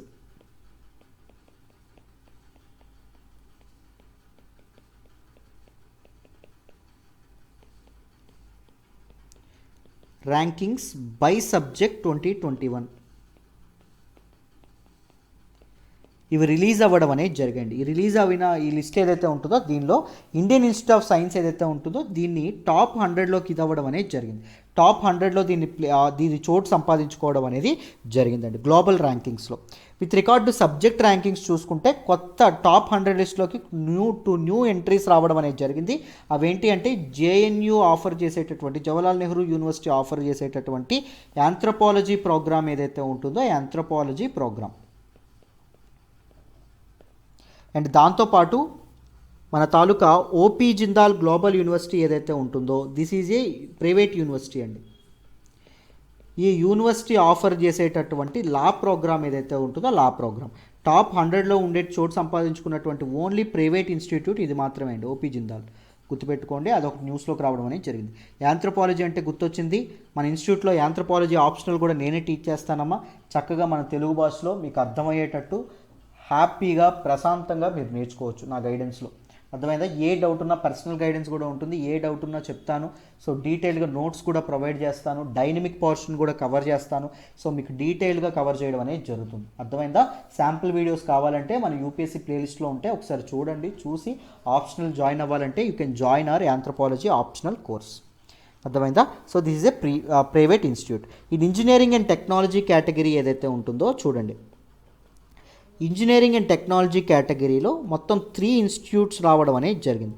ఈ 3 ఇన్స్టిట్యూట్స్ ఏంటి అంటే 3 ఐఐటీస్ అండి. ఏంటండి ఐఐటీస్ అంటే IIT Bombay, IIT Delhi, IIT Madras రావడం అనేది జరిగింది. కానీ గత సంవత్సరంతో పోలిస్తే వీటి ర్యాంకింగ్స్ టాప్ 100లో ఉన్నప్పటికీ వీటి ర్యాంకింగ్స్ ఏవైతే ఉన్నాయో ర్యాంకింగ్స్ చాలా ఘోరంగా పడిపోవడం అనేది జరిగిందంట. ఈవెన్ ఢిల్లీ యూనివర్సిటీ ఏదైతే ఉంటుందో అది గత సంవత్సరంతో పోలిస్తే 48 ర్యాంక్స్ పడిపోవడం అనేది జరిగిందంట. అర్థమైందా? సో 200 ర్యాంక్ బయటకు వచ్చేయడం అనేది జరిగింది.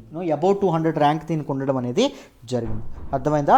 Highest ranked Indian institution in social sciences and management. కానీ ఢిల్లీ యూనివర్సిటీ ఏదైతే ఉంటుందో దిస్ ఈజ్ ఇండియన్ ఇన్స్టిట్యూషన్స్ అన్నింటిలో ముఖ్యంగా సోషల్ సైన్సెస్ ఇవన్నీ ఫ్యాక్ట్ బేస్డ్ థింగ్స్ అండి.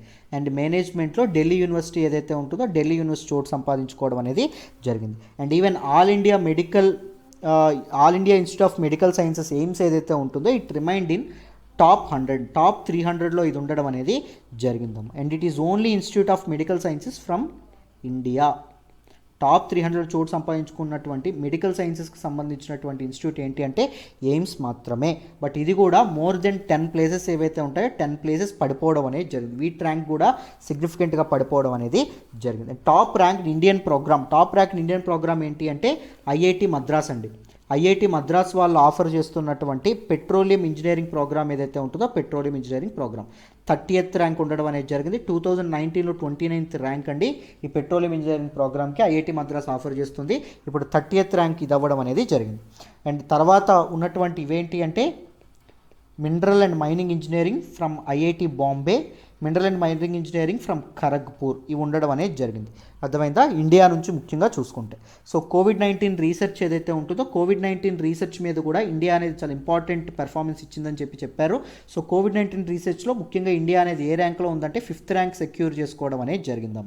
5వ ర్యాంక్ ఏదైతే ఉంటుందో సెక్యూర్ చేసుకోవడం అనేది జరిగింది. In terms of number of research papers published. So COVID-19 మీద రీసెర్చ్ పేపర్స్ ఎక్కువగా మనం పబ్లిష్ చేయడం అనేది జరిగిందాం. దానిలో 5th ర్యాంక్లో మనం ఇది అవ్వడం అనేది జరిగింది కోవిడ్-19 రీసెర్చ్లో. అర్థమైందా? So this is all about this article, mostly fact based article, right? But important prelims they may ask some questions in prelims. So అందుకోసం అని చెప్పడం అనేది జరిగింది. అండ్ మెయిన్స్లో మీరు ఎగ్జాంపుల్స్గా కూడా ముఖ్యంగా న్యూ ఎడ్యుకేషన్ పాలసీ ఉంది కదా, ఎన్ఈపీ ఉంది, దాని గురించి ప్రస్తావించేటప్పుడు కూడా ఈ ర్యాంక్స్ ఏవైతే ఉంటాయి యూనివర్సిటీ ర్యాంకింగ్స్ కూడా మీరు కోట్ చేస్తే బాగుంటుంది. కాస్త ఆన్సర్ అనేది ఇన్ఫర్మేటివ్గా తయారవుతుంది. అందుకోసమని దీన్ని యాడ్ చేయడం అనేది జరిగింది. ఐ హోప్ ఈ ఆర్టికల్ ఏదైతే ఉంటుందో ఈ పర్టికులర్ ఆర్టికల్ కూడా మీకు డీటెయిల్గా అర్థమైందనే అనుకుంటున్నాను, right? This is all about today's Hindu analysis అమ్మ. మీకు చక్కగా యూపీఎస్సీ ఇన్ఫినిటీ అయినా కరెంట్ అఫైర్స్ అయినా జాయిన్ అవ్వాలంటే you can join by contacting this number. Pratyusha మేడంకి ఫోన్ చేసి మీరు చక్కగా జాయిన్ అవ్వచ్చు, రైట్? మళ్ళీ రేపటి హిందూ అనాలిసిస్లో కలుద్దాం. బాయ్ అమ్మ.